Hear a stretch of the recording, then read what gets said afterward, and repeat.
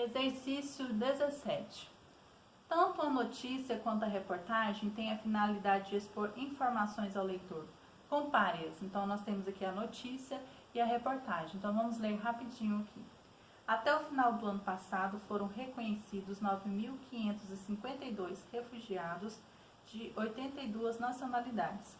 Desses, 8.522 foram reconhecidos por vias tradicionais de elegibilidade.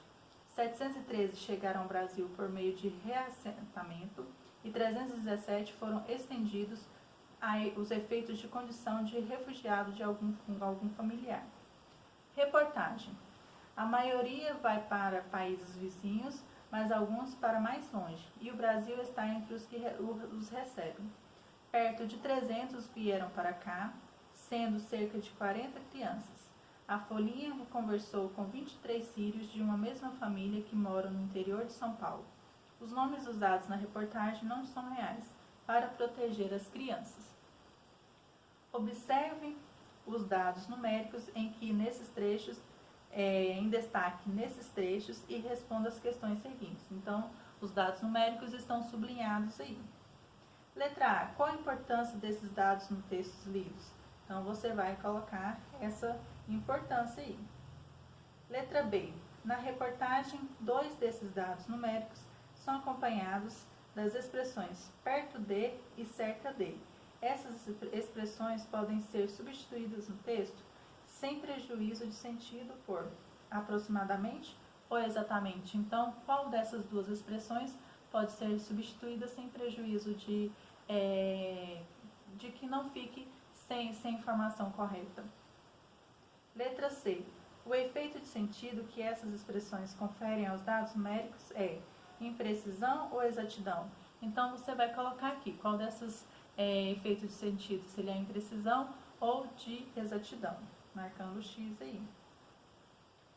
Que outras palavras dessa reportagem evidenciam a fala de precisão com que os dados numéricos são apresentados? Então, você vai colocar outras palavras que se referem, dando precisão a esses dados numéricos. Agora, nós vamos ler esse quadrinho cinza que está ao lado aí. Tipologia expositiva. A informação. A tipologia expositiva é a maneira como a linguagem do texto é estruturada a fim de expor informações para o leitor. Na notícia, predomina a precisão dos dados, ou seja, as informações sobre o fato são expostas com objetividade e clareza.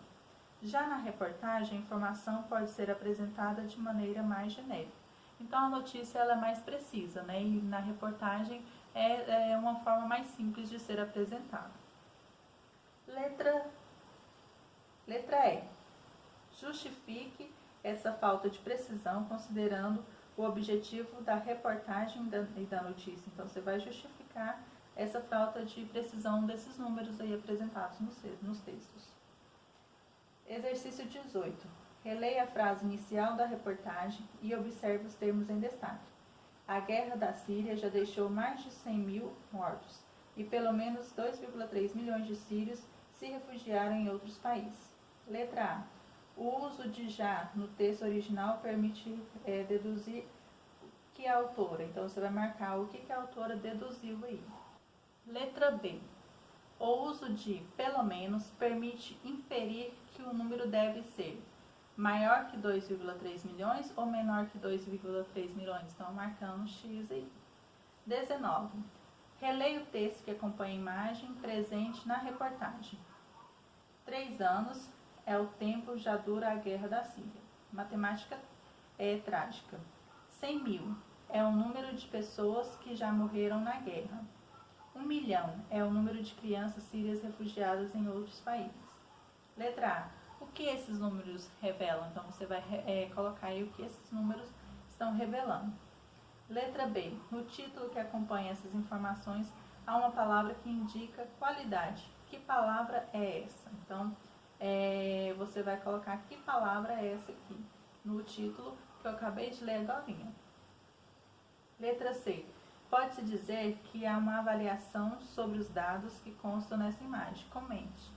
Então, está perguntando se pode-se dizer se há uma avaliação. Então, você vai dizer se sim ou se não. Se houver sim, você vai comentar, se não, você vai comentar da mesma forma.